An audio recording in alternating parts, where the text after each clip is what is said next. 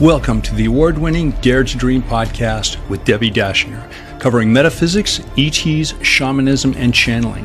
Here you will find spiritual inspiration from today's thought leaders, along with cutting-edge insights from our interstellar brothers and sisters and ancient shamanic wisdom. Now, here's a new episode of Dare to Dream with your host, Debbi Dachinger. Welcome. This is Debbi. On today's show, I'm going to be speaking with Andrea Ramos, the nurse medium, who is an evidential medium. And I think you guys know by now that evidential means she finds evidence and proof. So we know she's definitely talking to whomever she's working with. She is an internationally recognized psychic medium, medical intuitive, and trauma-informed mental health professional. This show, Dare to Dream, won 3 Talk Radio Positive Change Awards, the COVR Award for Best Podcast. Walt Magazine named Dare to Dream one of the top 20 best podcasts to listen to this year, and we are high ranking on Apple Podcasts. This show is sponsored by Dr. Dane Here and Access Consciousness. They do energy work out into the world, so if you would like to become a facilitator or take one of their classes anywhere in the world, go to Dr. Dane Here, HEER.com.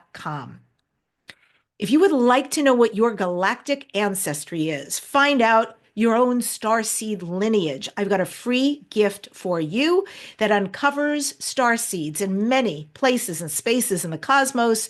You can find out with this detailed information about your star lineage. Go to DebbiDachinger.com/starseed. It's DebbiDachinger.com/starseed. Got so many beautiful events coming up here in 2025. These are all opportunities live and also remote, most of them on Zoom. So I'll give you a brief rundown so you know what is possible for you. Coming up, my guest here today and myself are both speaking at the Los Angeles Conscious Life Expo. That's February 7th through the 10th. You can join me. I'm speaking on shamans and extraterrestrials and their message for today. Friday, 5 p.m. I'm also doing a 90-minute workshop on Sunday at 10 a.m. regarding animal spirit medicine for the new year. Then I'm going to be moderating the Galactic Federation and ET Races panel. My panelists Saturday at 2:30 are Elizabeth April, Ishmael Perez, Sarah Adams, Tony Ghazi, Anthony Kalisk, Debbi Solaris, and Jerome Martin. And then for the first time at Conscious Life Expo, I will be hosting a live podcast with an audience at 1:30 p.m. on Sunday. And I'm interviewing Marilyn Gawaki, who channels Zazar, to come. And please don't miss this amazing event. It is life-changing and it's beautiful. They do it every year annually at the beginning of the year. So we have all this wisdom and shifts happening right away. Go to DebbiDachinger.com/CLE, DebbiDachinger.com/CLE. Also coming up, a 90-minute shamanic group healing. I'm going to be performing an extended healing experience on Wednesday, February 12th, 3 to 4:30 p.m. or 6 to 7:30 p.m. Eastern. So Pacific or Eastern. Book to reserve your seat before it fills up. This is normally $97 a person to join the 90-minute experience. This time, right now, only the Zoom group healing is $33. People are already signing up. So definitely, we've got a limit on the amount of seats. Do join us. It's going to be in the show notes. I will put the link there for you to join me for February 12th, 90-minute healing. And finally, a 5-week deep dive program into ETs, DNA, healing, and shamanism. 5 Wednesdays. I'm so excited about this because I love building community. I love working with you guys. And this is going to be a beautiful weaving of all of these subjects, which I find to be profound and ever changing. And at the same time, you will be receiving healings and activations during those 5 weeks.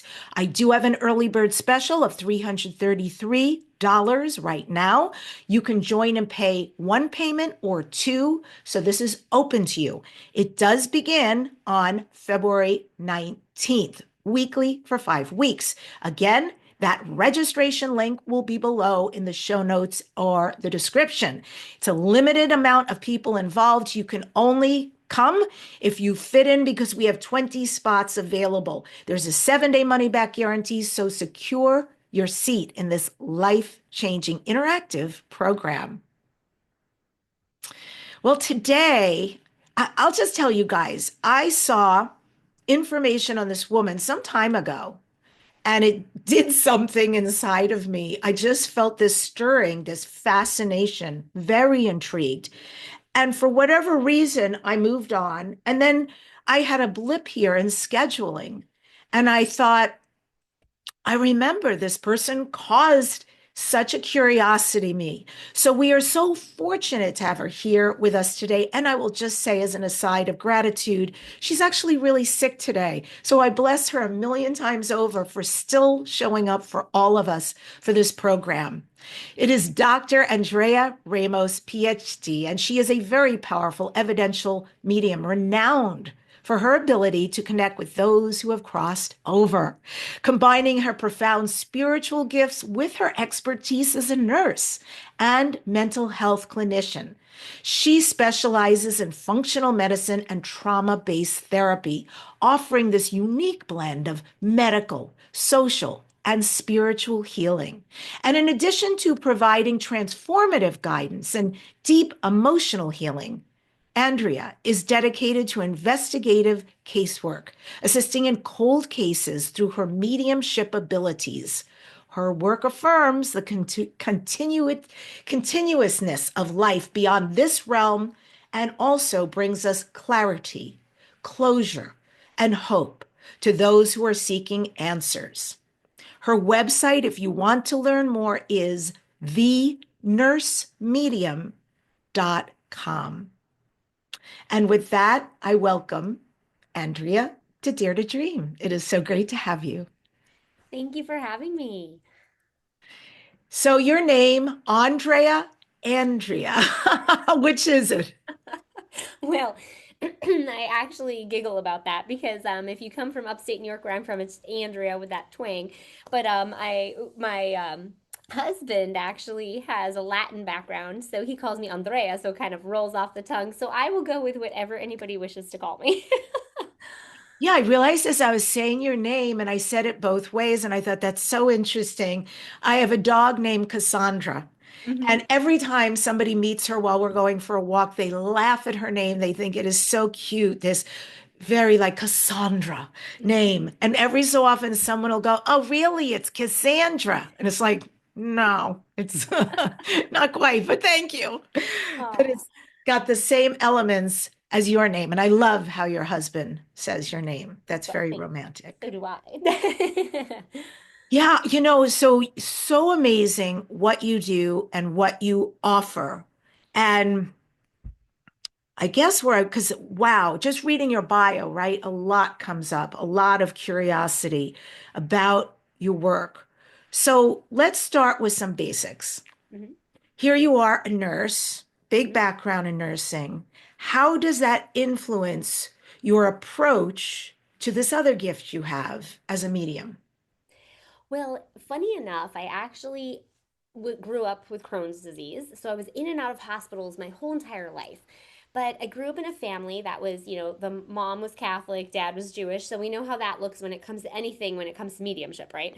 So that being said, I just had this feeling that there was more to this, and I just kept going back and forth, saying, I really want to be a healer, but in what way? So dove into nursing school, fell in love with it, but Mhm. on that journey, I would be experiencing things that didn't quite make sense at the time, but yet they did, if that makes sense. So I would be in front of a patient, and I would just know all the things like vitamin B deficiencies, or that this person had cancer before they even went back to the operating room, or just things would just continuously come up for me, or even things like zinc deficiency, just all sorts of things. So I knew that there had to be more to this, or I would actually know. And I say fortunately and unfortunately, when I was working oncology, when a patient would, that would be the last time I would see them. So Oh. meaning that I knew that as they exited, and they used to tease that I, they would consider me the angel of death at work, Mm. as terrible as it sounds, because they would say if you, I would just know. And but it was a beauty in a sense, because to me both birth and death is an honor, and especially to be a part of that. So as a nurse, I got to be a part of both of those things, and to be able to Mm. bridge that gap between like the science and the, so to speak, woo woo that some people think that it is. There's it's science, right? We have to marry the two because they both play such an integral role in mediumship, as well as, the foundation of where we live in this earth body. And cold cases? Oh my goodness. So how do you do cold cases and who do you work with?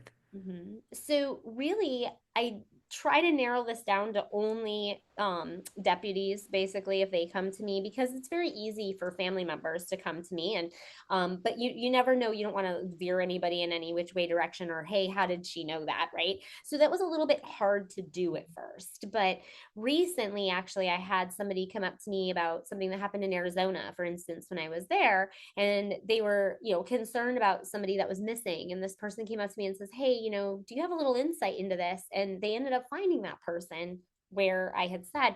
And this had happened actually recently here too, a couple years ago.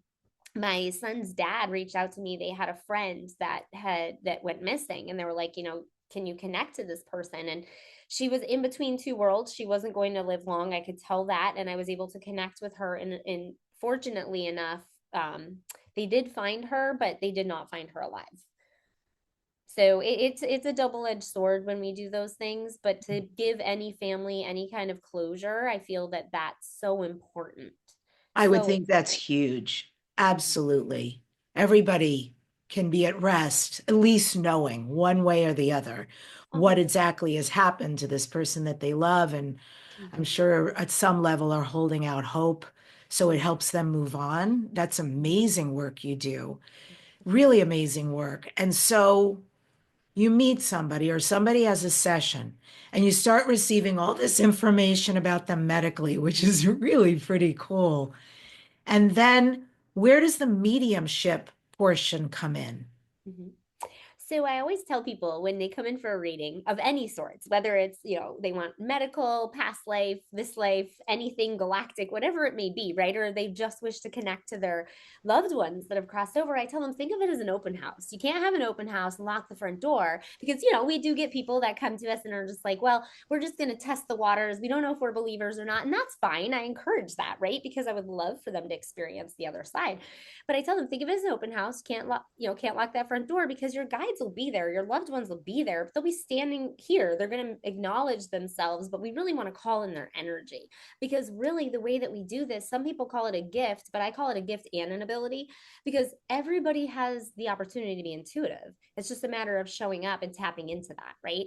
So just as we speak words, we call in the energy of our loved ones that have crossed over, or we call in the energy of what we need. So when, as they're sitting in front of me, I'll say, call in what it is that you need, not out loud, but just really call the energy of it in, whether it's health related, whether it's, whatever that may be, or the person that you really wish to connect with, call their energy in, because what all we're doing is calling back the energy field of it. Or just like I speak words, those waves go on forever, even when we stop hearing them, right? So we're calling it back in.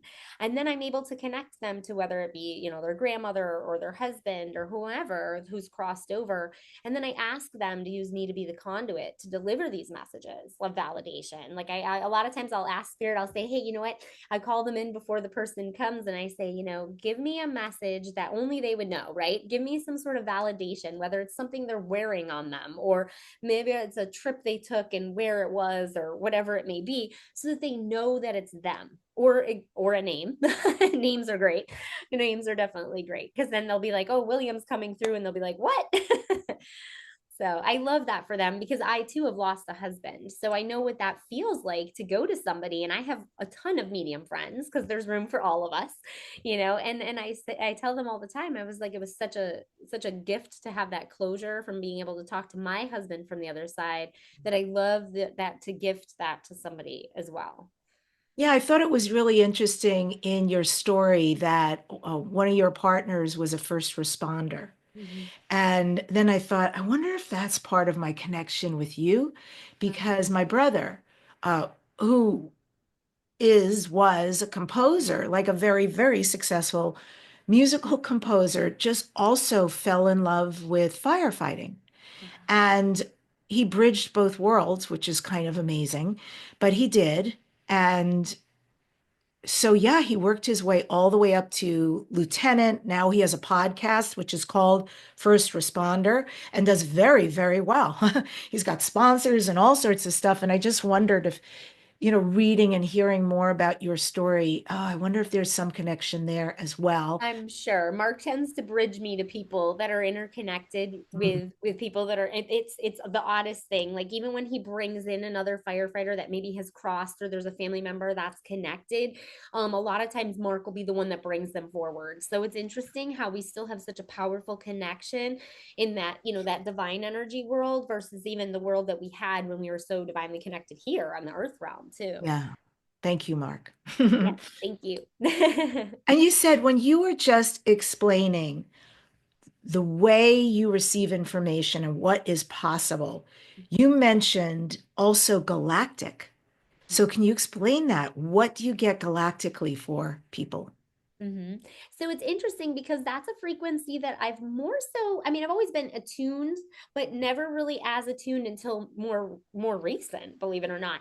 Sedona, Arizona has a way of doing that to me. And I don't know if that's for a lot of people from what I hear, but every time I'm there, it's just like there's some sort of growth and some sort of frequency. And even recently, I was just at a meditation and somebody played an instrument that hit a different frequency for me, and it really tapped me into more of an ET galactic frequency. And did a reading recently for somebody who was really tapped into that as well. And I feel like that just happens as we evolve too. It just depends, either we're like we're already tapped into that frequency, or as we're evolving we tap more and more into it. And for me, I've just been learning so much from that frequency that I mean, I've always had a belief system that there was definitely people other than us out there. There has to be, right? So it was just interesting to keep that, to have that energy and these new downloads that have been coming through that have really tapped me more so into that energy. But it is a little bit newer for me, the more galactic side. I have come into this world as a starseed, so I appreciate you doing your podcast on star seeds, because it's just we come back and we travel. We're from all these other planets. We have Lemuria, Pleiades, like there's a bunch of places that we come back from, and they all pull in these different energy fields and different frequencies. And as I said, as we start to evolve, sometimes we get a little bit, life gets a little convoluted when we're trying to bring in the old galactic knowledge, past life knowledge, and we're trying to blend it with the knowledge of being here in the now. And sometimes that can make things, I call it turbulent for people. It's like being on the turbulent plane, right? We know we're going to land. It's up to us whether we decide to crash land or whether we decide to glide in, right? So it's really just being able to tune into those different frequencies and better understand them and ask them about it, right? When we tap into the galactic energy, we can ask that energy what it's there for. Why are you there? What are you trying to teach me? Until we ask, we're not going to be able to tap in, right?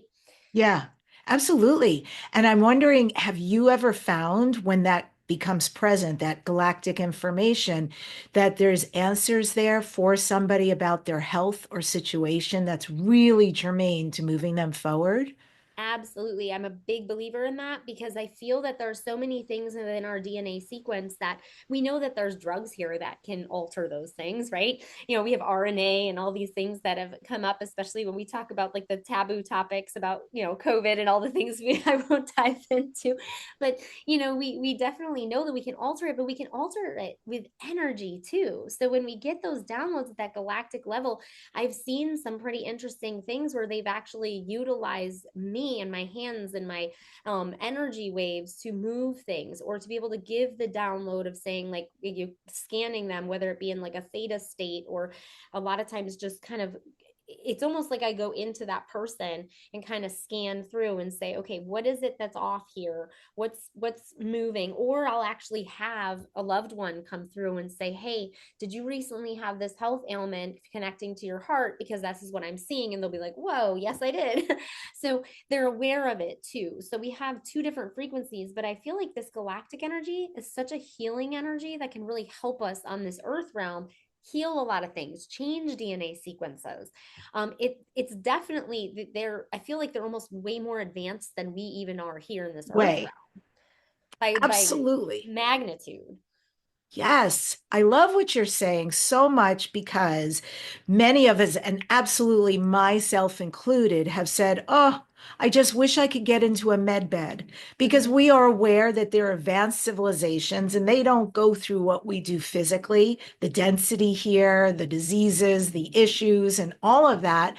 And they have the ability, and occasionally, rarely, they will do it for a human that Mm-hmm. they bring aboard a ship and they will put them in a med bed. I mean, I've heard extraordinary stories about this, and something will come about and it will be pointed at where the issue is. I've even heard an amazing story about an old bullet wound that Mm-hmm. caused great issues for this particular gentleman being healed, done, gone from a Mm-hmm. med bed. So when I hear you say this, even though the med beds are not yet here, to my knowledge, Mm-hmm. that you have the ability to bridge that for us Mm-hmm. and bring some of that in.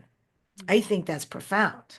It's a scary walk to walk though, right? With having the credentials that I have. And for a long time, I didn't want to tell people that I had some of these abilities because there's the mediumship again, and then we have the healthcare aspect of it. And to me, again, my goal in this lifetime is to bridge that gap because it's so beneficial to so many people. People feel that energy. They know, that it exists, but some people are afraid of that. Just like I was afraid to come out of the closet, so to speak, and say like, hey, I'm both, I can do both. Like, but I also open up the opportunity for people. We can give them the education and then let them allow themselves to make those educated decisions if you want, but I feel like both plays a role anyway. Like it just kind of just comes in whether it's asked for, so to speak.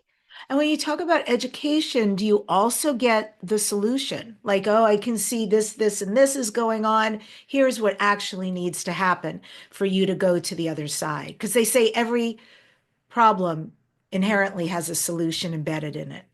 Oh, absolutely. Like it's so interesting, for not, sharing too much patient information, but I've had patients come in and say that they were having, because the emotional affects the physical and the physical affects the emotional. Same thing with spiritual. Like think about like old soul contracts that we have that we hang on to and we keep coming back with these same things and we revisit these people and it can be, quite traumatic experiences that we have, and how do we heal that, right?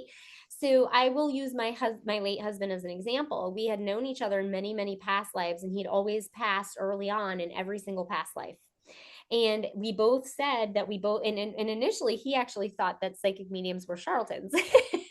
But he was just such a cute, good looking firefighter that I was like, I'll just keep my mouth shut. But then in the end, as things were coming up and I started sharing these things with him, I was like, you know what, let's go do this for a certain therapy. Like, and to the point where like fentanyl patches weren't working for his pain, but yet I had somebody come over and do healing work on him and he was able to sleep. He was pain free. And so he really started to dive into this later towards the end and just really knew what was happening.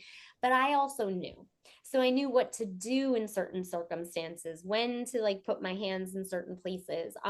For instance, the day he passed, I knew he was going to pass. I opened up the windows. I knew I bathed him and prepared him for the other side because I knew that this was the day. This is what he was supposed to be prepared for. But it is interesting when working with certain patients, just knowing and hearing things as they're speaking to me.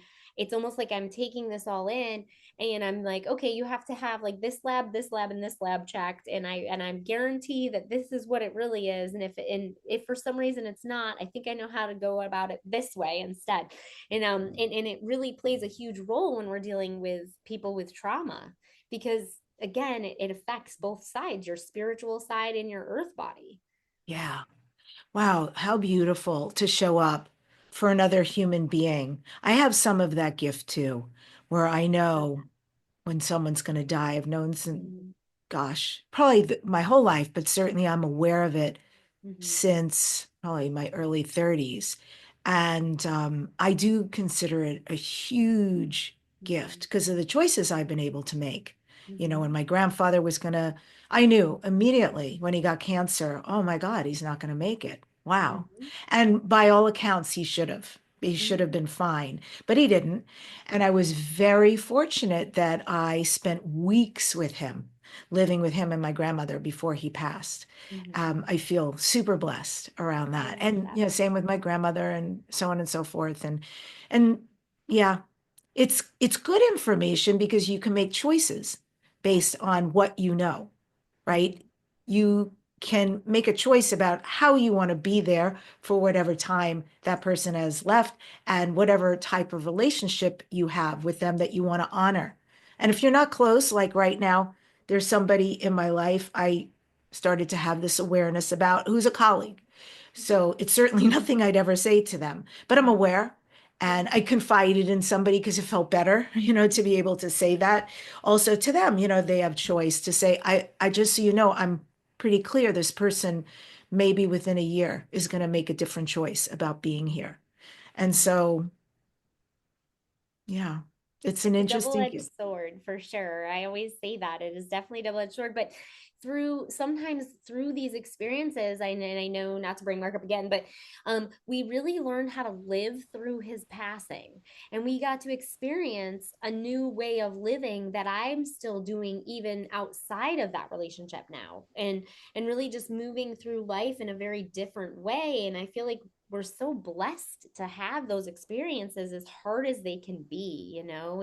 And being able to connect to both realms, even, you know, even now, I don't know that that makes it much easier, you know, but in some ways it does.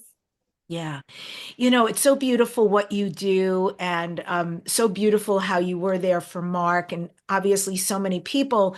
And somebody was just asking me, I have people who come to me like I'm a depot and say, do you know somebody who does this? You know, and often I do. So I Yeah. can point them in the right direction. And somebody was just saying, do you know a medical intuitive? Because they have cancer. They're super tired of their situation. They're tired of the limitation, if you will, of Western medicine. They're tired of all the healers they've been to and the many alternative therapies that they've been trying. And they're financially and emotionally tired of being in this situation. So let's talk a little bit deeper, thinking of this person in this moment, not asking you to tap in, Sure. because I don't know that you could unless they were here. But how do you perceive and interpret the energetic signatures of these physical ailments during your medical intuitive readings? Talk about what that's like. Well, it's interesting, as we were talking about earlier about blending the old knowledge with the new knowledge. A lot of times I get this information of like plant-based things or different medicines that are like, you know, plant-based medicine a lot of times too. Um in different forms. And so it's interesting, I when the person is there, I tend to like scan them and go in and say, okay, is this an end of life thing? If it is, what path do we have to take? Do we make this as more palliative, so to speak, and just make them super comfortable to get through this process and make the transition a beautiful one? Or is this something that we can genuinely help with? You know, I was sitting in front of somebody and I had no idea what goji berries were. And I just remember working in oncology and sitting in front of this lady. And I just said to her, I said, have you ever heard of goji berries? And she's like, oh my gosh. She's like, I just bought some. And I was like, I don't know. But I said, and I knew that she was very spiritually inclined, so to speak. And so we would have these dialogues. I mean, she was the one that like, I would have like, you know, crystals in my pocket. I would pass them out to my patients, the ones that I felt called to do so. But I just knew. And so I'd asked her and I said, you know, this is something that I just am feeling that you should be eating. And I believe she had breast cancer and there was all these things. And then I kept hearing like, tell her to stop taking the turmeric. And I was just like, why am I hearing this? Why am I hearing this?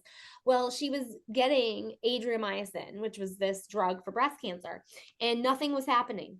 And we were like, and I just kept hearing over and over again. I woke up, I was woken out of a sound sleep. It was 2 a.m. So I got online, I started doing research, and it turns out that high doses of turmeric negate the capabilities of the adriamycin. And I went in and I said to her, I said, "Are you taking turmeric?" And she goes, "Oh yeah, I take tons of it." And I was just like, "You have to stop taking the turmeric." And I was like, "You take it after we're past this." And she was like, "How did you know?" And I was just like, I don't know. I just did. And it was just things like that'll just happen. And it's just wild. Or if for some reason something's happening with like a family member, like, if my son gets sick or something to that nature, like it's just, I'm just told, like, "Hey, do this, maybe check this out before we make this choice." Like I was just telling my husband something this morning, and I said, "Check this out before we go this route, because even if you don't go that route, I need you to go this route and go check it out, because I really do feel that." And he's probably watching this laughing right now. but and I was like, "But I really feel like you need to go this route, because I still think it's okay, and it might actually change everything for you versus going this route." Now we'll see what happens. But I was so dead set on it, and I just kept like, I'll have like almost like visions without seeing it outside. I call them like almost like downloads or visions within, if that makes sense. Downloads or visions within. This is so huge what you're saying, because I love the story about the turmeric and about the other medications she's taking and the goji berries, because interestingly enough, the person who asked me for the medical intuition and is on his own cancer journey is also doing goji berries. So Oh, there's yay. something there. There's something But there. at the same time, I'm aware he's doing a ton of other things. And so the contradictions, I think, are huge. And I've often said, do one thing, stay with one thing, because how do you know what's working or what is actually counteracting the other? That is so, so, so important. And of course, I put turmeric in my coffee every morning. I put a whole thing, interesting stuff in my coffee for health reasons.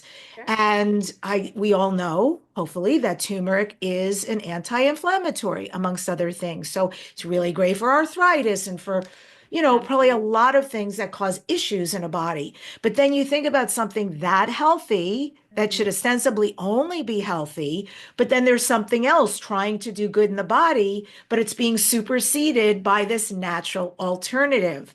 So really important to get these things checked out before you just dive in to a buffet. I'll do a little of this, a little of that, hopefully it'll all work when it's put together, but it's not always the best recipe. Correct. Correct. And it's about blending the two worlds. And that's why I went more towards the functional side, because I passed my MCATs. I was going to go to medical school, but something just kept telling me no. And they kept saying, go into nursing. Well, a lot of times people look at nursing as more the holistic side.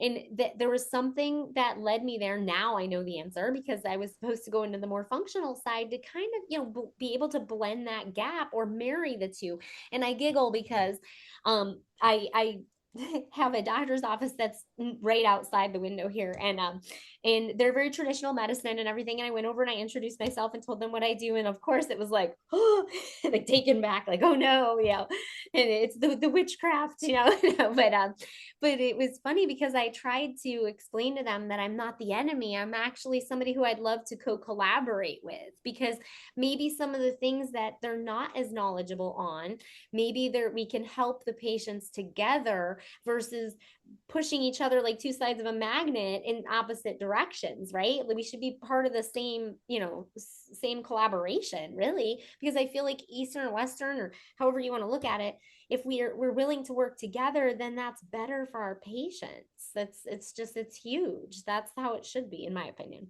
So after they gasped and you explained more deeply what it is you do, did they become interested? A little bit, actually. He was just like, "So tell me more about what you do." And I started telling him that it's more so about finding the root cause versus peeling back all the layers. I said, because for any internal medicine, think about how many times we go to the doctor. We only really go to the doctor if there's something wrong, right? But imagine the knowledge base behind finding the root cause and either preventing that, because there's still a great role for internal medicine, because we're eventually going to get sick, like me being sick today. But but there's also other ways to go about things to either prevent from having to peel back that onion, I mean, and then have to get to the source again. And a lot of times, let's be real, that that's really a lot of times why people come to me for mental health, is because we're peeling back the onion now at this point. So and that's why I love doing talks, because it's about trying to get to the preventative portion of it versus getting on the back end. And Andrea, I'm sitting here laughing as you talk, and it just suddenly, I realized this morning when you emailed me and you were so sweet to say, hey, I'm sick, but I'm totally in, I'm doing this. And I went into nurse mode and I sent back to you, be sure to up your vitamin C, Yeah. your zinc, your D. And if you haven't heard of it, go get Thieves. And this is how you take it. And I'm like, oh my God, totally forgetting in that moment. You're already a medical professional. You know all this stuff. No, but I love that, because a lot of times us as medical professionals, we are the worst patients, and we Mm. truly usually don't dive into the same things and we need that reminder, right? So no, I appreciate you giving me that reminder, because it's true. And I brought my little lozenges and of elderberry and zinc and vitamin C and all of those things to keep me going. Yeah, I was thinking we got to get her to Conscious Life Expo. She's got to be fine when she gets I'm on the gonna be there plane. with bells on. Oh, beautiful, beautiful. Well, I would love to give the audience an experience of your Yes. brilliance. And so you talk us through this. Okay. How would you take over here? So the way that I would take over here would be to see about potentially doing some sort of reading, if you would be open to it. We could maybe do something along those lines and kind of see what comes forward and what comes through, because the whole time we've been talking, I've felt a grandmother presence that was extremely strong. Now I know that we're flipped on the screen here. So a lot of times when I do things via Zoom, most times this is maternal side, this is paternal side for me. Okay. When I'm looking at somebody now, again, you're flipped, but I'm feeling more of a maternal grandmother that wishes to come forward. At this time, she has passed, correct? Because she's showing me that she's crossed over. And then, but I also wanted to bring in, yep, she's telling me this is definitely mom's side, but I'm hearing the word mom. So mom has not crossed over though, correct? Or has mom crossed over? She has. She has. So she is, it's her. Okay. So just know that both of them then are coming forward, because I kept hearing the word mom, but the initial mom that I heard was mom's side of the family. So grandmother. And then now, is it you that shares the middle name to grandma then? Who shares the middle name to grandma? No, I Somebody's don't. coming forward that has a middle name that's tied to somebody, or they share the same name.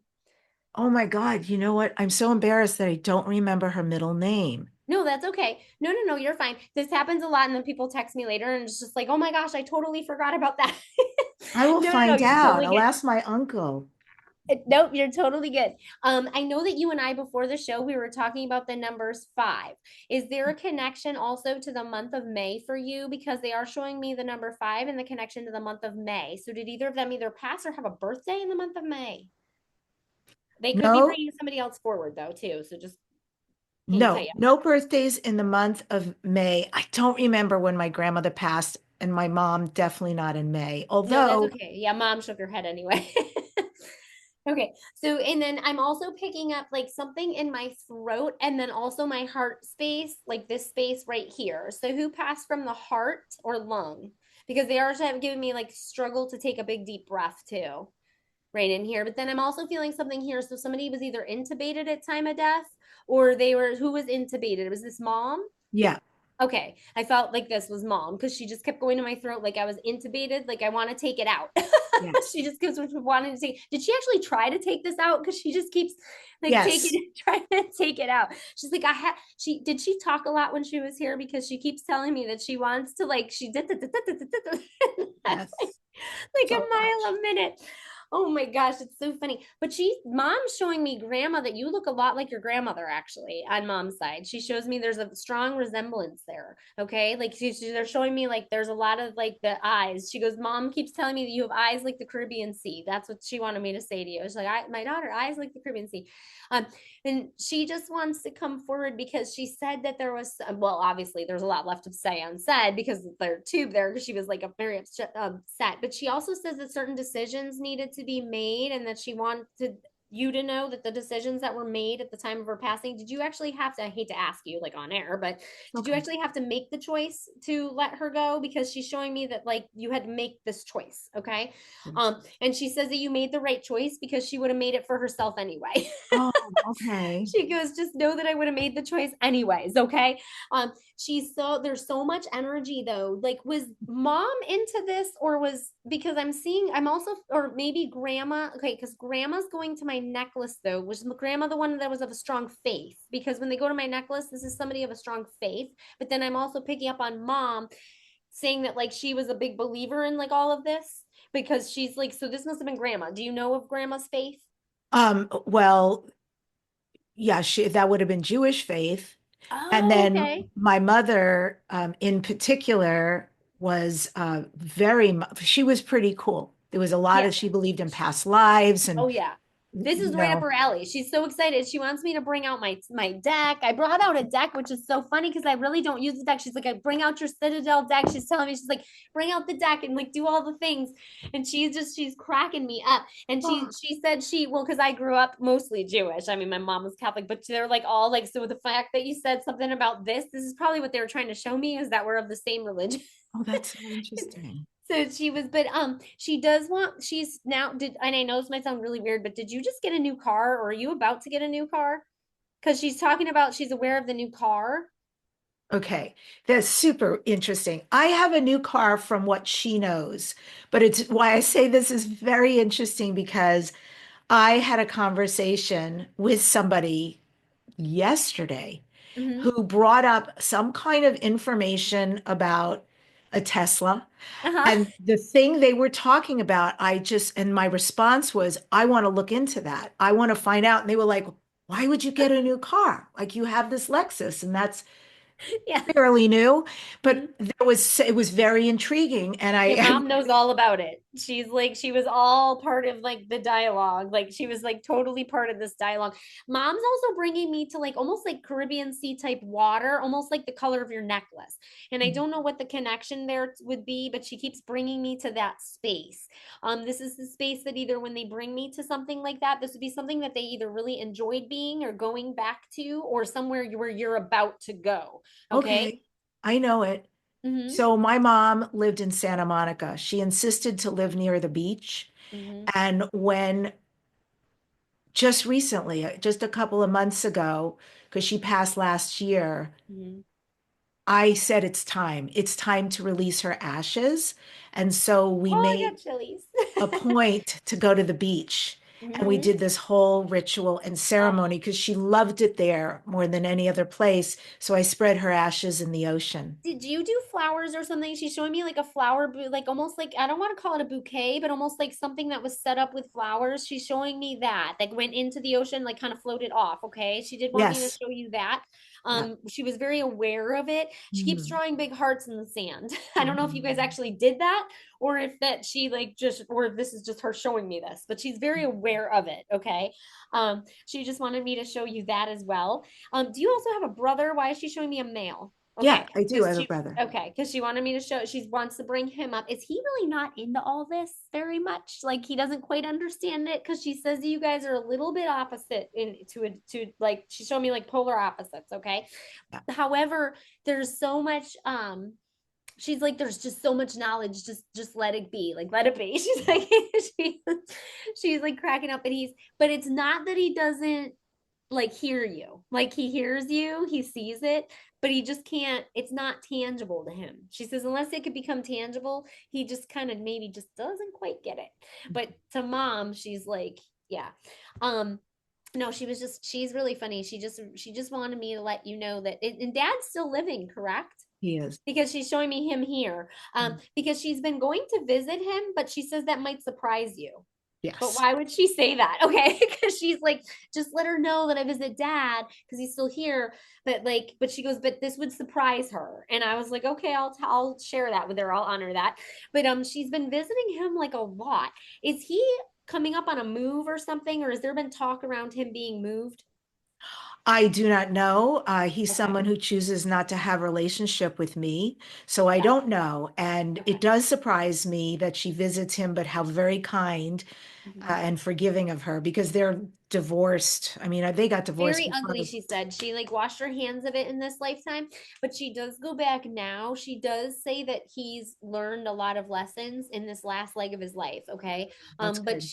she's bridging gaps and she's like shedding old skin. She's shedding off a lot of old soul contracts with him, and I think that's why Mm, she keeps coming back to visit to so make sure good. that things are like healthy and whole. Because she is showing that. Who has the two? Did she have two grandkids now or something? She's bringing up that she would Yeah. have two. Okay, because she wanted me to bring that up as well. Now are these yours or your brother's? My brothers. That's what I thought. Okay, because she was like, because I'm like, I wasn't picking up like around you. I was picking up around him. So she wants to acknowledge that she goes with. Is this a boy and a girl? It is. Okay, because she just kept saying that she like does little figure eights around Um, them. Like she's very aware, she's very proud. She's very proud, but she keeps showing me feathers.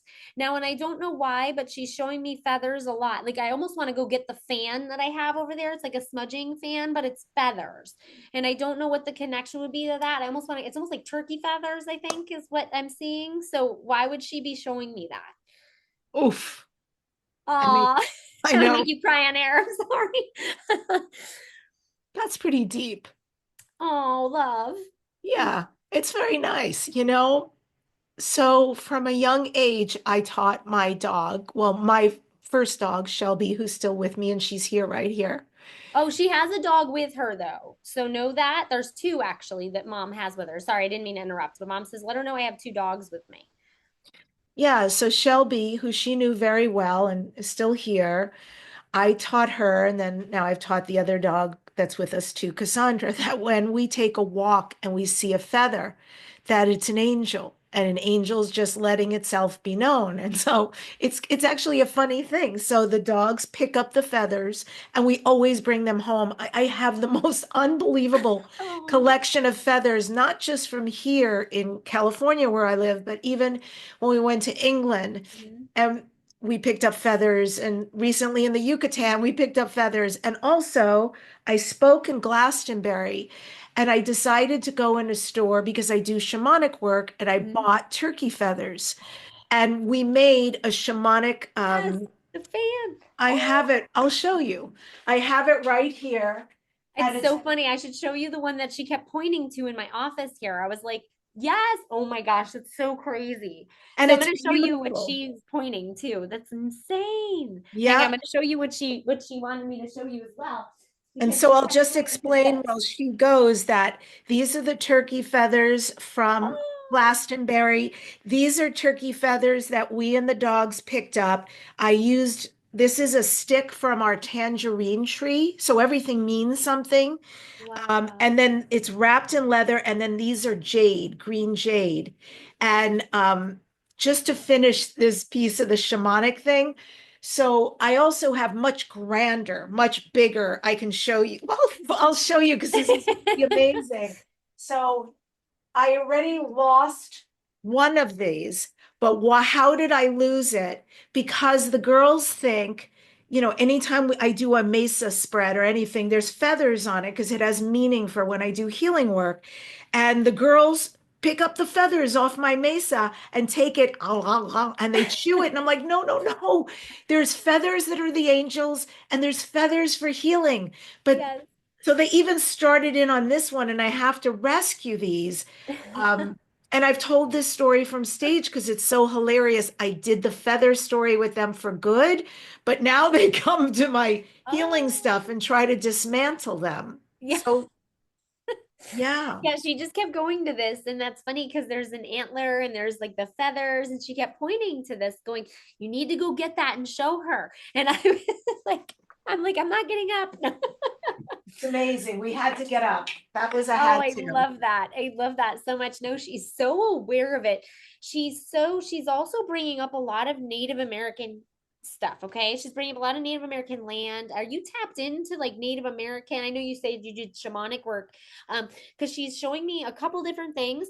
I don't know what your formal background is, but she is showing me that like I like to call it the witchy side of us, does stem from a more of a Celtic background than it does. And she just keeps bringing me there for lineage, like past life lineage, and then bringing in that new knowledge. But I don't know where you were recently that had Native American ground, because she just keeps taking me to like Native American grounds, and you really tapping into that energy. And did you start drumming or something? Why is she showing me drumming?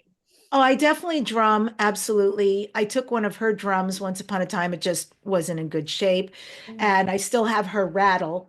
But yes, I mean, when I started getting into all this, and it was very confusing at the time because the divine is the one who led me on this path, I didn't understand it. And I was gifted with some past life regressions. And the first one, I saw myself as a Native American male. And Yes. then way further on, after all the Peruvian, mostly lineage that I've worked with shamans to teach me a lot of what I do today, I'm just, I do speak. Even on Gaia TV, when I was interviewed recently, I talk about the Hopis, I talk about the Navajo, I talk about the native elders because they have wisdom. They don't come from here, they Yep. come from the stars and all of that. So I bring them in and I feel this incredible passion for the indigenous. No, you can feel it. They're definitely within your system. Like they're definitely feeding you the knowledge and doing what you're doing. Your mom is hilarious because she kept pinpointing all the things in my studio that you can't even see her, like rain sticks and things.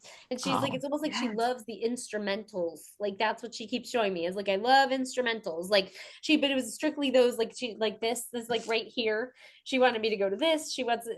Like I have a rattle and a drum over here, and she just wants me to go to all the things. She loves noise. She said she likes to make a lot of noise. She did want me to bring, like, okay, so where you live, is there like a front porch light? Because she keeps showing me a light like by the front door. Does this keep going on and off or something? Or did you recently have an issue with it? Because she keeps messing with the front light. She keeps saying that there's like something with the light that keeps going on and off. Not to my knowledge, no. Okay, pay attention to it if it does, because she keeps showing me that, or it may need to be replaced soon. She's talking about it like right by the front, like the front entry. Okay, Yep. so if it doesn't for some reason work or something, I don't know why, she's talking about something to do with your front entry. Or did you recently change something in your front entry too? Because she keeps walking up to like your front door and standing there. Well, with plants, always, and then we added a Ganesha statue. And I mean, I'm always adding stuff to the landscaping. Yeah, she just keeps going up there, like right to like the front entry for some reason. That's where she keeps wanting me to go. Is like right up to the front door. She loves that space. She just keeps continuously going to that space for some reason. So I don't know why, if it's like, very, she just finds it very pleasant in that area. Okay. She also is bringing me a cup in my hand, but I don't feel like this is like coffee, like but she keeps putting something in like a cup, like it looks like a coffee cup, but she just keeps holding it, and it's like steaming, so I know it's hot, but she's not saying the word coffee. She's just showing me what looks like a big coffee mug. This would not be like cacao or anything like that. You don't do like cacao ceremonies or anything like that. She just keeps showing me like it doesn't look like coffee to me. It almost looks like mud. Well, that's what I was thinking while you said that. I'm guessing it's ayahuasca. Okay, because it was like, I'm just looking at this going, this doesn't look like it. It doesn't smell like it. I'm like, what is this? And she just keeps bringing it like a gift to me. So that would make sense that it could be something along those lines. But I won't lie to you. I'm not getting a hard yes or no as to if that's what it is. But she's just kept showing it to me, almost like mud. That makes sense. You know, um, I have done a considerable amount of plant medicine, Mm-hmm. and then I was complete. And I really just, when I was done, I was done. And then Mm-hmm. last year, out of nowhere, I heard Grandmother Ayahuasca say, I want you to come sit with me. And I went into total assumption. And I said, oh, yeah, I'm going to get all these shamanic downloads. Like, Famous last word. so I arranged for a weekend to go sit with Grandmother. Mm-hmm. And none of that happened. All of my assumptions were absolutely incorrect. But What grandmother ayahuasca did do is work on my relationship with my mother. Oh, it was long, and it was so long. And I got exhausted, and I had to call over the shaman at some point and say, "Hey, I think I'm getting this, but it's not stopping." And he just said to me, when you fully surrender to what you are receiving, then it will be complete. And I Mhm. thought, okay, I can be with that. So bring it. And I just stayed for all of what it was. And when that weekend was complete, a week and a half later, my mother's health completely changed. Mhm. And I was so grateful because if it was not for ayahuasca, I felt it was so loving to give me that gift of Mhm. completely cleaning and clearing my relationship with my mother so that when she was ready to pass shortly thereafter, I was ready. I was Mhm. completely ready. And how I was able to show up for her as a shaman, as a healer, really aware and really hopefully assisting her, I to was going cross. to say that she really talks about how you helped her with her transition to the other side, like not just by the decisions that you had to make, but literally helping her and assisting Mm. in that journey and that leg of her journey. And she's very aware, very grateful for that, because even things that her knowledge, she says, didn't wasn't she wouldn't have been able to make that transition on her own, even with her own knowledge. Yeah, definitely. I think she was sticking around here. And that's why I had to make a really hard decision at the end. My decision was to stop seeing her because I was going and going. And I mean, I read and sang Jewish songs over her. She was a musician, which is why she's pointing out the instruments. And also, I have her rain stick, which is why she gave you that. Oh, no So way. I did that. I brought letters from everyone in the family and read them over her. Rob and I, he plays guitar and I sing, and I did music over her. I did a whole shamanic ritual. I realized she's not she's not drinking anymore. Yeah. She's not eating. She has nothing going in, but she's hanging on. And I didn't want her to suffer. And I just got this information. You need to stop seeing her because she'll stay there for you out of love. And it was hard, right? Yeah. But I didn't go. And then within the week, she passed. Well, she said she also didn't want people there as a part, it was dignity for her. She said Mm. this was a form of my dignity. And by not having a bunch of people there, it helped me pass with dignity. So she Mm. really appreciates you understanding that and being aware of that, because she didn't really want anybody there at like the bitter end. She really just wanted to be able to make that transition. And she said it was very peaceful. This was not a hard transition for her. Okay. So she said when she was able to take that big deep breath, she goes, it was like I was able to just take a big deep breath and step over. And I was like, oh, that felt good. Oh, nice. She's very funny. She's dressed in like a very flowy dress. Like I feel like it's just very flowy. Like she's just, yeah, she's living in her best goddess life that she would have loved Mm. to have done, like a gypsy. She goes, she would have been happiest as a gypsy. Amazing. Yeah, she's definitely around you a lot though. Like I feel like a lot of her energy seeps in when you're doing a lot of your healing work. A lot of the healing work. I know that you had mentioned at the beginning of the show, so I do know that you're connected to a lot of galactic energies too.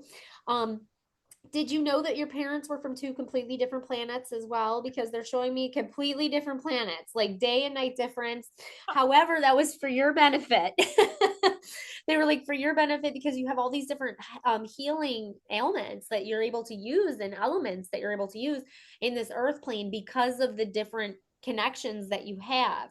Um, Mom is, I don't know how much you want me to say, but like mom's also telling me too, did you actually have a ship experience? Because she's showing me like you being like brought somewhere, okay, and then being put back with new knowledge, like literally like leaving, being brought over there, and then coming back. Are you aware that this happened, or is this something that she's seeing? Oh, yeah. I'm not aware. I'm thrilled to hear it. And I'm also not surprised. Mhm. I've wondered a lot of things that have happened that I wasn't cognizant of because it's been kind of massive, all of this in my Mhm. space. Sure. Sure. No, they do. They show me you being like taken and brought back. But I feel that when this happened, that you were mind altered anyway. They are showing me that there was like a mind, so that a lot of times that can happen during like plant medicine and things like that. But they did say that there was mind altering that happened during that. Mom does want to go back and apologize too. She wanted me to give you some apologies, okay? Okay. She did want me to talk about that because there were some things that happened childhood that she's not proud of, okay? She did want me to go back and let you know that she's cleared that, but also you've helped her clear that along the way, okay? I know that you mentioned about the ayahuasca and stuff, but she said even before that, you were helping clear that energy for like so long. Like, you know, that topic of like it ends with me, like it stops here. Like you've definitely broken that family barrier or that chain, so that's not continuing to happen moving forward. So know that she says she thanks you for that. So does your grandmother and the grandmother above her. I am having a dad's mom wants to come forward and a grandfather. Was his grandfather the one in the military, or do you not know? His grandfather was killed in a concentration camp. Okay, that's why I'm seeing militaries everywhere, military everywhere. Okay, because I just kept seeing military like around, like everywhere. So that's why that makes a lot of sense as to why I'm seeing this. He was young. He shows me he was very young. Okay. I don't know how young, but he shows me he was young. He's not giving me a verb, like I keep showing, I keep asking him for a number. I'm like, what's the number? He does want to show me the number 22. So I don't know what 22 would mean to anybody, but he does keep showing me 22. You know, it's so funny because I teach about, I don't even know if this is connected, but I teach about animal spirit medicine. And Mm-hmm. when it comes to the llama, the alpaca, Yeah. it has many lessons for us. And one of the lessons is it won't take any weight over 22 kilos or 44 pounds. So I teach this to ask people that I'm working with, what are you overtaking, overgiving? That's over your 22 kilos. Right. So, Mm-hmm. Yeah, he just kept showing me the number 22, but I didn't know what the connection was at all. Like I was just like, why is she? And because I asked him, I was like, did you die at age 22? He's like, no. And I was just like, so I couldn't pinpoint, but I don't know if that's the connection or not. But he was just kept showing me the number 22 like over and over and over again. Um, and then he keeps showing me who was like the person who was in law enforcement in your family. You said somebody earlier was a connection to like first responders, but was there also somebody connected to law enforcement, as in like a cop or sheriff or some sort like that? Because why is he showing me badges now? no, My no, brother is the one that's in the fire department, correct? This was, could yes. be that could be who he's showing me because they too have badges. He Mhm. just keeps wanting me to bring up the person that's like in, but he keeps saying law enforcement. But I'm wondering if he's means your brother, and I keep asking him, but he just keeps talking so fast. Um, because he keeps. But is he still in firefighting, or is he more of like administrative role now? Because he keeps showing me like administration. Yeah, well, he worked his way all the way up very quickly to lieutenant. And Okay. then he retired as a lieutenant to go do what he, just give Okay. himself a lot of time. But he keeps that whole thing he loves so much that his podcast is called, my brother's podcast is called First Responder. So he That's does probably bring why. people in law enforcement and from a fire background onto the show. That's why, because he kept showing me, like, because I kept going over here and I kept seeing a badge over here, like, and there's a book that has a badge on it. And he kept talking about law enforcement, though. So that could be what he's acknowledging as that, because he just keeps bringing up law enforcement in general. But again, I'm not getting as solid on that. He just wanted to like, make that aware. And your brother doesn't share the same name as him, right? Who does your brother share the same name as? Because he keeps Oh, showing that's me so interesting. I almost said no, but you know what he does because my brother's middle name is Aryeh, which Mhm. means lion, and my grandfather's name was Leo. Oh, no way. That's crazy. Yeah, because he just kept saying he kept pairing up the two together like that. And I was just like, there's like a similarity in name or same name comparison there. Yeah, that's wild. That's wild. That's crazy. Yeah, that's very, very wild. Oh my gosh. Yeah. No, mom keeps showing you up on stages as well. So do you do a lot of speaking on stages as well? Because she keeps showing me the stages, not just in front, like how we are. She keeps showing me like larger stage. Is this becoming more and more? Because she keeps talking about like this is like like this, like she keeps like expanding, like things just keep expanding, like just when you think, okay, I can't do much more, they're like, haha, that's funny, here we go. Like, and she just keeps just keeps getting bigger. That's so accurate. 1,000%. I mean, my life exploded in the best possible way. It was a very overwhelming for me in the beginning because I'd always been Sure. reticent. Let me just shine the spotlight on somebody else, but the universe was not having it. And Yeah. they opened doors. I've done nothing on my behalf, but I have said yes.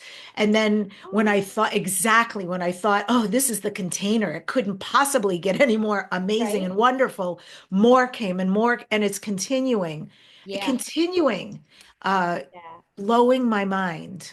Oh Now yeah, it's she said getting there's into like it gets not bigger. just speaking on stage with incredible, really people I've always looked up to, but now people I look up to are coming to me and wanting to do retreats and things. And I'm, I love that. ah, I love that for you. No, there's so much more expansion. So be ready, sister, because mom's like, it just keeps getting bigger and bigger and bigger.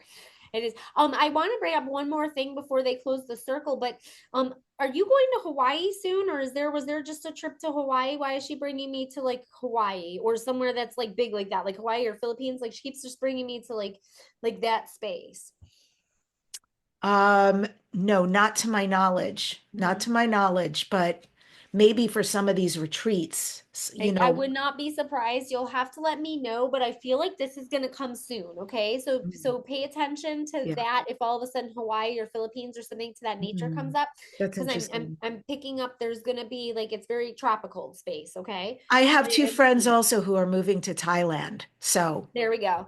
Okay. Yeah. She just kept bringing up like that kind of space. Like, but I feel like you're going to be present there. This isn't just about them that would moving. be This is like awesome. you going. That's Okay. on my bucket list. So I Yeah. would not be sad.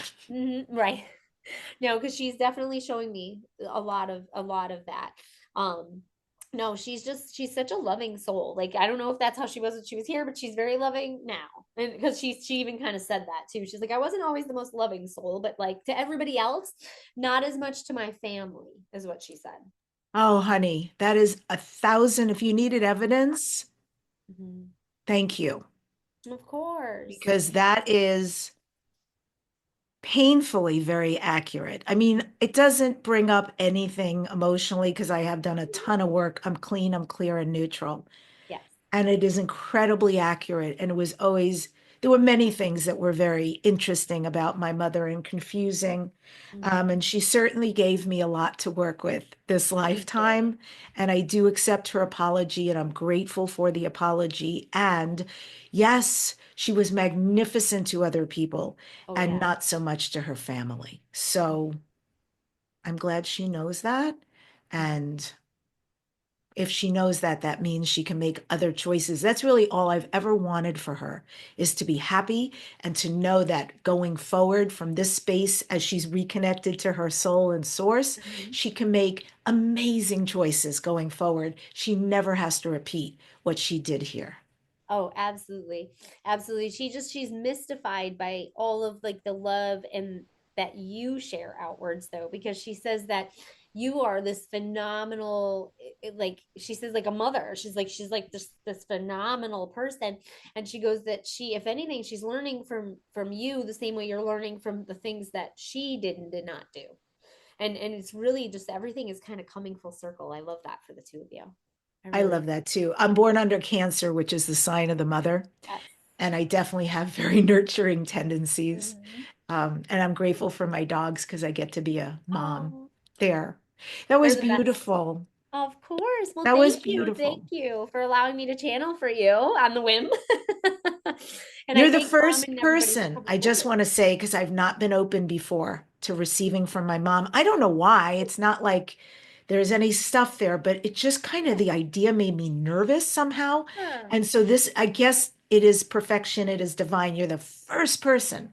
Oh, And I didn't even know my mom would come through, but that I'm so glad that I'm in this space that I'm able to receive all of that, what you just delivered. That was pretty cool. And the thank feather you. thing. I know, that's wild. I always tell people there's so many different mediums, right? There's so many of us that do a lot of the same healing modalities and stuff. And sometimes, like when you say that your mom didn't come through before or hasn't come through yet, or whatever that may be, sometimes I tell people it's about the energy of the person that's delivering the messages too. Sometimes they may feel comfortable, just like how we have certain relationships with people in the earth realm. Same thing goes for the spirit realm, right? They're going to come through certain things. And that's why I tell people, like, when they go for a reading and they're like, oh my gosh, like, this person did this or this person did that. And it's like, or the people that come and seek us out. Let's use that as a perfect example. The people that come seek us out, they are seeking us because of our energy, right? Mhm. And so they could be seeking out another medium. And people have asked me, like, do you ever get jealous because like they're seeking out me? I absolutely not, because obviously they needed their energy and not mine. And I said, and so it's amazing, because we should all be like rallying together and being like, you know what, it's no different than any other relationship. Like when I bring on a client for EMDR therapy, I usually vet them, and I'll usually say to them, I'll be like, I'll reach out and I'll give them like a free consult to see if we're going to work well energetically together. Because if I'm not the right one, then you know what, I have about 10 people in my back pocket that I could match them up energetically for a better fit, because the end goal is for them to get the healing that they need, right? Mhm. So it's not always about the abundance behind it. I mean, money is a great thing, right? But it's not what it's truly about when it comes to healing. Healing is Yeah. about healing. Yeah, healing is about healing. Tell me about healing, specifically with the work you do with veterans and survivors of trauma. Mhm. How is that for their soul journey? What are you able to do that helps piece them back together? That is my absolute passion, aside from mediumship. And it's interesting because mediumship, a lot of times I'll even surprise, because a lot of you think of a first responder. Let's think of the big burly sheriff, like the one that I'm married to. And you think of like there are these big strong men and women, and or veterans or whatever they may be. You think of like this strong presence, right? Well, when we think of that, especially depending on when we were born, how we grew up, sometimes people are born into that mindset of, don't cry or I'll give you something to cry about. Hold on to your emotions. Like emotions are dangerous. I've heard that tons of times especially from law enforcement, because emotions can be dangerous. They have to put that wall up, right? If we don't have that wall up, then we're not protected when we go out into that field. But what happens is when we come home, where that should be our sanctuary, sometimes we can't undress that cloak and we can't let that guard down. So then trauma comes into our relationships, whether it's our work relationships, our relationships with our husbands, our wives, whatever that may be. And it can be very detrimental. But a lot of times we think, oh, it's just something that happened in the field. Well, once we narrow it down and I get to play detective, we find out that there's a lot of other root problems, right? Maybe something happened with dad when we were 8 years old, and that carried on and it snowball affected. And then now we experience this other trauma, and we realize that they're tied. The emotions are tied. So when we work with EMDR, all we're doing is activating the right and the left side of the brain. But the reason we're doing that is that's where we reprocess memories, is during REM sleep, when the right and the left brain are active, when our eyes are moving back and forth. So me being a nurse, the reason I changed my whole career path to do this was because I came from a childhood of trauma, and obviously married, divorced, widowed, all the fun things. I'm fun. No. So, but I carried all of that, and I realized that I would have that, whether it be the victim mentality or all these things. Well, where was it stemming from? I never knew. So I sat down with somebody one day, and I told her, and she's my therapist at the time, and she says, wow, she put her book down and she goes, I don't think I've ever said this to anybody before. She goes, but you should A, write a book, and B, you would be a perfect candidate for EMDR. And I said, well, what is that? And so she explained it to me. Well, that I went through it and it was a game changer. So that's how I ended up in law enforcement.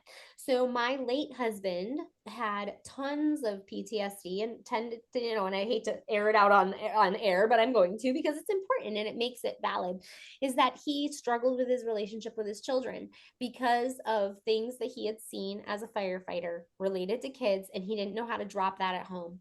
Now, many people out there may not know that about my Mark, but him and I had a lot of these deep dialogues about that, and he didn't get the opportunity to fix that, so to speak, before he passed. Now, what we do with the first responders, and I'm going to use them as an example. It could be anybody that walks in my door.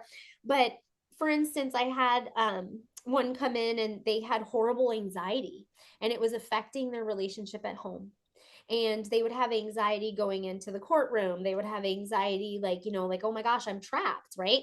So when they would get into a dialogue with their wife, they felt trapped. They felt the anxiety get up, and then it would be explosive, right, on both ends, because one person's thinking one way and the other one's thinking the anxiety behind even having a dialogue, which people refer to as walking on eggshells.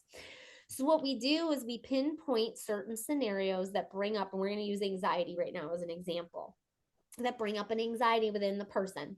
We pinpoint a memory that's attached to it so we don't open Pandora's box, but we hold triggered memories in the back of our brain. Triggered memories, if they're young, are hard to reprocess because our brain isn't mentally developed enough to reprocess these things, especially if they're triggered.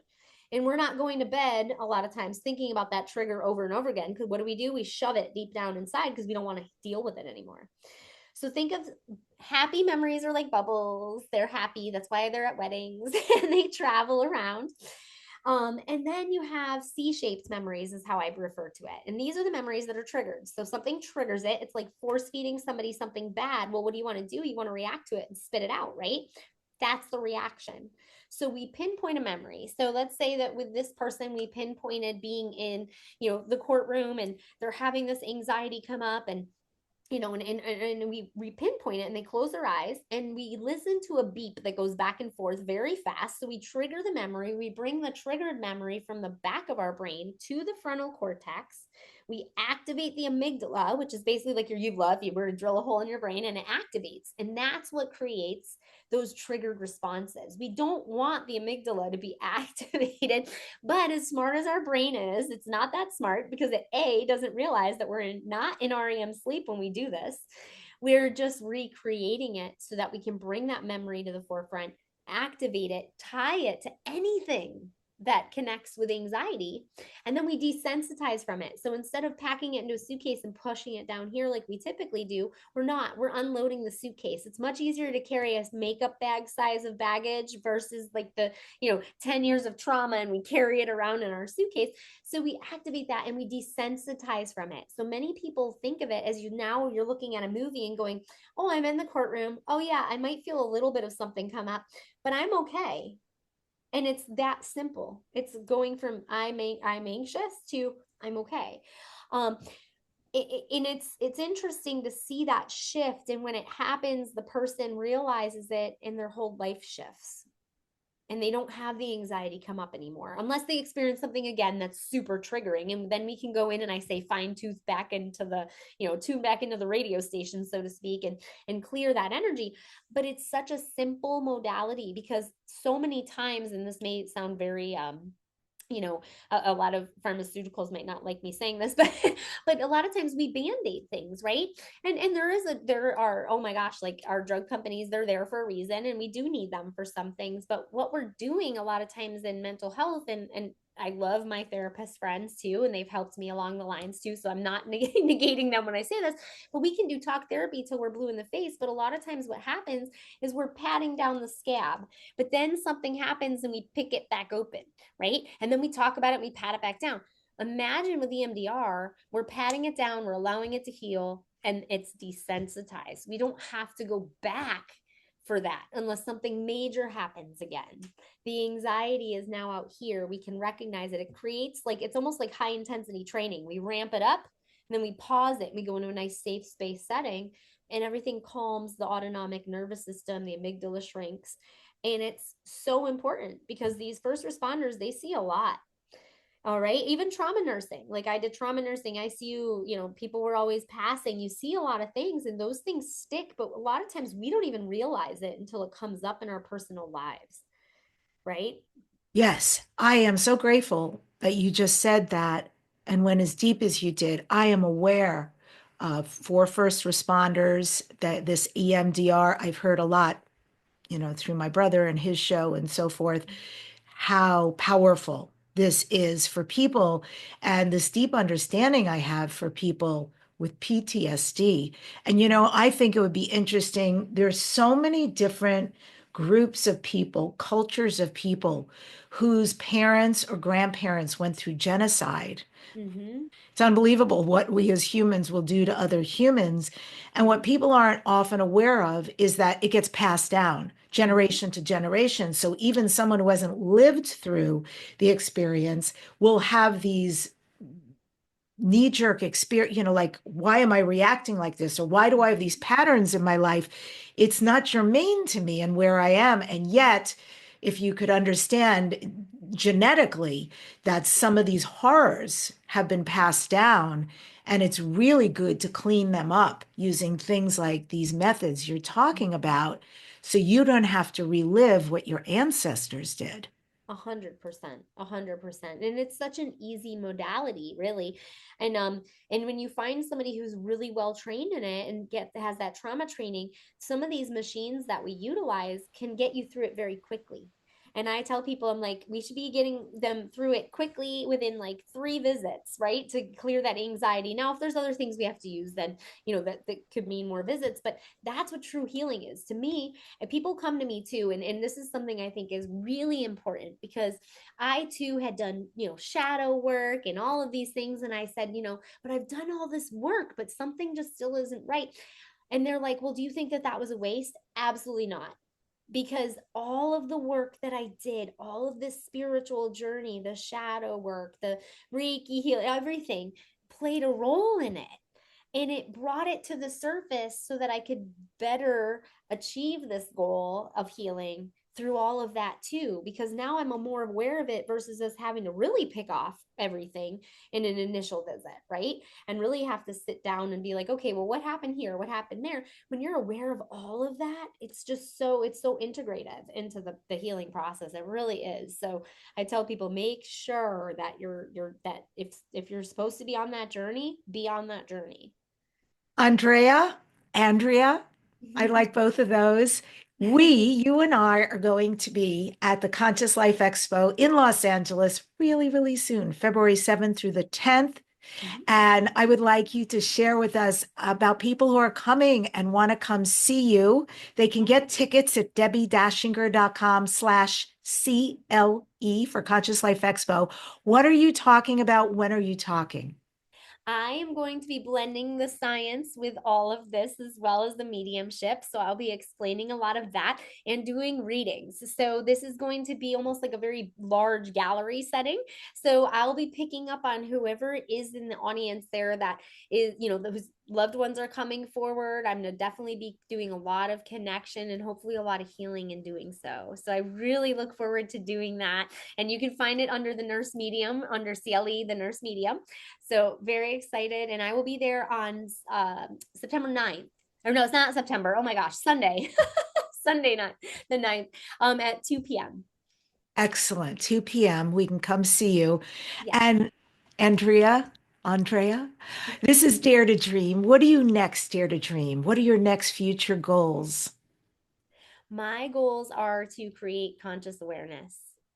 That is my goal. My goal is to do that through educating people on all these amazing things that we have available to us, and really seeking out the things that we can't maybe even feel in a tangible form, and making that a reality. That's what I dare to dream. Thank you for coming on the show today. Thank you for that brilliant reading and for all of what you do in your amazing work. And folks, if you'd like to check her out, because she speaks in a lot of places. And so there's throughout this country, at the very least, there's a lot of places you can connect with her, plus sessions at thenursemedium.com. And I end today's show with these ancestral healing affirmations. I am the elevated incarnation. I am the visionary manifestation. I am multidimensional healing. I am the new beginning. Subscribe to this #1 transformation conversation, Dare to Dream with Debbie Dachinger. Please subscribe, leave a comment. I read them all, and share this this interview. And in the next weeks on the show, I've got Tim Tactical back, and also the legend George Norrie from Coast to Coast Radio and Gaia TV shows. Thank you so much for joining Andrea, and I, and all of what's possible today on this planet for healing. We have so much at our fingertips. Do take advantage of it. And I look forward to seeing you again next week.